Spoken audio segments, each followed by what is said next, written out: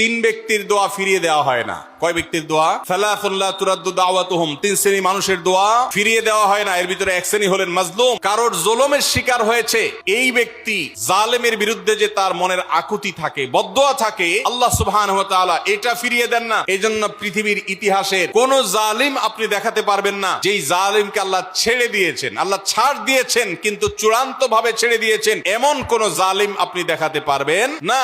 এজন্য ভাই কখনো কোন অবস্থাতে কারো প্রতি আমরা জুলুম করব না। আল্লাহ আমাদেরকে সেটা মানার তৌফিক দান করুন। তাহলে তিন ব্যক্তির দোয়া কবুল হয়, ফেরত দেওয়া হয় না। তার ভিতরে একজন হলো মাজলুম, যার প্রতি আপনি জুলুম করেছেন, সে আপনার বিরুদ্ধে যে বদদোয়া করে, এটা লাগবেই লাগবে, আজ হোক আর 2 দিন পরে হোক। নাম্বার 2, মুসাফির, যে ব্যক্তি সফরে আছে, সফররত অবস্থায় সে যদি দোয়া করে, সেই দোয়া আল্লাহ তাআলা কবুল করেন। 3 নম্বর হলো রোজাদার ব্যক্তি, আসসাইম হাত্তা ইফতির, রোজাদার ব্যক্তি সারাদিন ভর রোজা করলে ইফতার রাগ পর্যন্ত, সারাদিন দোয়া করলে ইফতার রাগ পর্যন্ত তার দোয়া কবুল হয়। এই জন্য রোজা রেখে আমরা বেশি বেশি আল্লাহর কাছে দোয়া করবো ইনশাআল্লাহ। চলতে ফিরতে উঠতে বসতে মনে মনে আল্লাহর সাথে কথা বললেন, চাওয়া দাওয়াকে পেশ করলেন, বাস এটাই হলো দোয়া। এটা হলো আমাদের রমজান মাসের 11 নম্বর আমল, বেশি বেশি দোয়া করা।